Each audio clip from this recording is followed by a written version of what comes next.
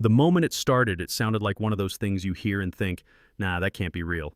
A police officer standing in a private garage looked at a 68-year-old black woman beside a classic car and said, "Step away from the vehicle, ma'am. People like you don't drive something like this." 3 seconds later, he had her wrist twisted behind her back, and by the end of that night, the entire police department was going to wish he had simply walked away. Yeah, that actually happened. Now, the woman standing beside that car was named Eleanor Hayes, 68 years old, calm in the kind of way you only see in people who have lived through more storms than most folks could imagine.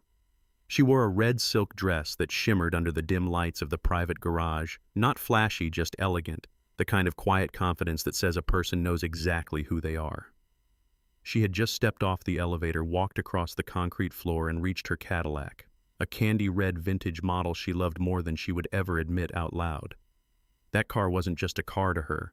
It was a reminder of the first day her company went public, the day she proved a room full of investors wrong when they said a black woman could never lead a tech empire. You know the type of moment I'm talking about, the kind where the whole world says no and you decide to say yes anyway. She had just opened the driver's door when the blue lights flooded the garage. Tires screeched. A patrol car slid sideways near the entrance like something out of a bad cop movie. The door flew open before the engine even stopped, and Officer Ryan Keller stepped out like he already knew exactly what crime he was about to stop. Some officers walk into situations curious. Some walk in cautious. Ryan Keller walked in convinced he was right. "Step away from the vehicle," he barked. Eleanor turned slowly, one hand still resting on the door. "Officer," she said calmly, "this is my car." Now here's the thing about arrogance. It doesn't listen. It hears confidence and thinks it's attitude. Keller looked her up and down, the red dress, the jewelry, the gray in her hair, and somewhere in his mind he had already written the story. "Yeah, sure," he said with a little smirk. "And I'm the governor." He demanded the registration. Eleanor handed it to him without a hint of panic. The papers clearly showed her name, her address, the ownership records, everything. Keller glanced at them for maybe 2 seconds before shaking his head. "Nice fake," he said. Behind him, another officer shifted his weight uncomfortably. Officer Isaiah Jenkins had been quiet since the moment they arrived, but when he heard the name on that paperwork, something in his memory stirred. Eleanor Hayes. He had seen that name somewhere before, somewhere important. The kind of place you don't forget easily. But Jenkins didn't speak. Not yet. And that silence was going to haunt him for a long time. Eleanor tried one more time. "Officer," she said softly, "this building belongs to me. That car belongs to me. I promise you there's been a misunderstanding." Keller's expression hardened like someone had just insulted his authority. "Oh, there's definitely a misunderstanding," he said. Then he grabbed her arm. "Now listen, when you hear stories about excessive force, sometimes people imagine a slow escalation, like voices getting louder and louder until something snaps. This wasn't like that." Keller went from suspicion to physical force in a heartbeat. He spun her around, twisted her arm behind her back, and shoved her forward until her chest slammed against the hood of the Cadillac. Her own car. The pain shot straight through her shoulder. Years earlier, Eleanor had undergone surgery on that shoulder after an injury that never quite healed right. When Keller pushed her into the metal, she felt that familiar sharp burn flash through the joint. She gasped just once, but she didn't cry out. 50 years of discipline held her steady. The cuffs snapped around her wrists so tight the metal cut into her skin. Blood started to bead where the steel dug in. Keller pulled them tighter anyway. "Grand Theft Auto," he announced proudly like he had just solved a big case. 2 parking spaces away, a young man in a navy suit stood frozen beside a Tesla. He stared at the scene in disbelief. A wealthy-looking elderly woman being slammed against a luxury car in a VIP garage where the monthly parking lease cost more than most people's rent. He slowly lifted his phone. And just like that, the truth found a camera. The video showed everything. Eleanor calmly explaining the car was hers. Keller dismissing her documents. The moment he twisted her arm, the cuffs cutting into her wrists. By the time Keller dragged her toward the patrol car, that clip had already hit social media. Within 10 minutes, it had 1 million views. But Keller didn't know any of that yet. He drove toward the precinct, humming to himself, glancing at the rearview mirror with a smug little grin. "You picked the wrong city to steal a car, Grandma," he said. Eleanor didn't answer. She just sat there in the back seat with her shoulders straight, wrists throbbing, breathing slow and steady like she had learned to do decades earlier during the civil rights marches of the late 1960s when police batons came down on peaceful crowds. She had survived those days. She would survive this, too.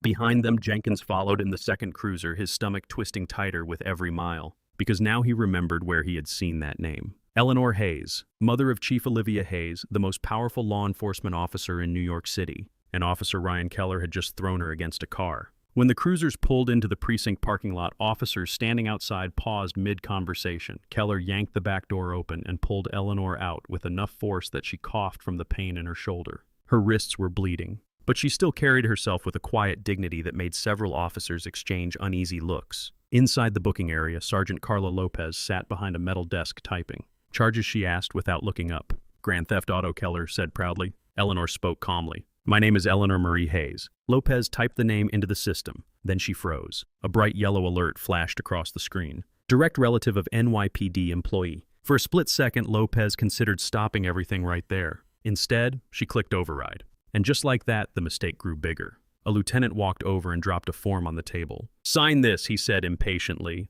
"Unauthorized use of a vehicle. Plead guilty to the misdemeanor and you can go home tonight." Eleanor looked at the paper. Then she looked up. "I'm not signing that." The lieutenant sighed. "You fight this and you're looking at felonies." Eleanor slowly raised her cuffed hands. "I believe I'm still entitled to a phone call." They pointed toward the wall phone. She walked over slowly, every movement tugging at her injured shoulder, and dialed a number she knew by heart. The line rang once. Chief Hayes' voice answered. Eleanor exhaled softly. "Baby," she said, "it's Mama." The room went silent. "I'm at the 5th precinct," she continued calmly.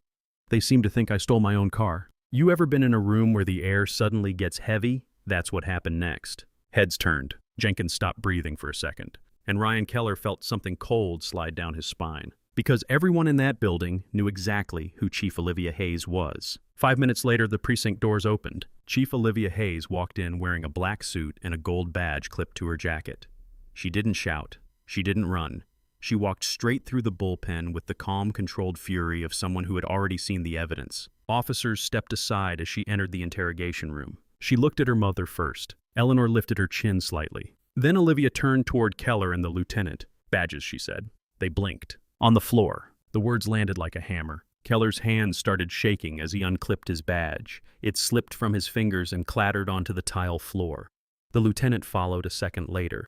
And just like that, the power in the room changed. Body cam footage began playing across the precinct monitors. Every angle of the arrest, Eleanor offering her registration, Keller dismissing it, the violent twist of her shoulder, the cuffs cutting into her wrists. The silence spread like a shadow. Olivia stood 3 feet in front of Keller. "You assaulted a 68-year-old woman," she said calmly, "because her presence next to a car offended your assumptions." Keller tried to speak. "Chief, I didn't know." "No," Olivia said quietly. "You didn't." 2 officers stepped forward and placed Keller in handcuffs. The same steel he had used on Eleanor an hour earlier. 8 months later, the courtroom was filled with journalists, lawyers, and citizens who had followed the story from the moment that video went viral. Judge Amara Washington watched the footage in complete silence. Then she looked directly at Keller. "You dismissed her documents," the judge said. "You dismissed her explanation. And you dismissed her humanity." Keller was sentenced to 10 years in federal prison. Not because he made a mistake, because he refused to admit he could be wrong. Eleanor Hayes sat in the front row beside her daughter as the sentence was read. The scars on her wrists had faded by then, but the memory hadn't. When Keller was led away in cuffs, he glanced back at her. She held his gaze calmly. No anger, no triumph, just quiet dignity. Later that autumn, Eleanor and Olivia walked together beside the reservoir in Central Park, watching the city move around them the way cities always do. Busy, loud, complicated. Across the field, 2 young black kids were playing basketball with a pair of female officers. Eleanor smiled softly. "You see that," she said. Olivia nodded. "That's what justice looks like. Not revenge, not anger. Just a little more trust than there was yesterday." And maybe that's the real question this story leaves us with. 'Cause, yeah, Keller paid the price. But the bigger question is what happens in those moments before everything goes wrong? The moments when someone could speak up or stay silent. So I want to hear from you. If you had been Officer Jenkins that night, the one who suspected something was wrong but didn't step in, what would you have done? Would you have stopped it or stayed quiet like he did? Tell me what you think in the comments. Because stories like this only matter if we're willing to talk about them.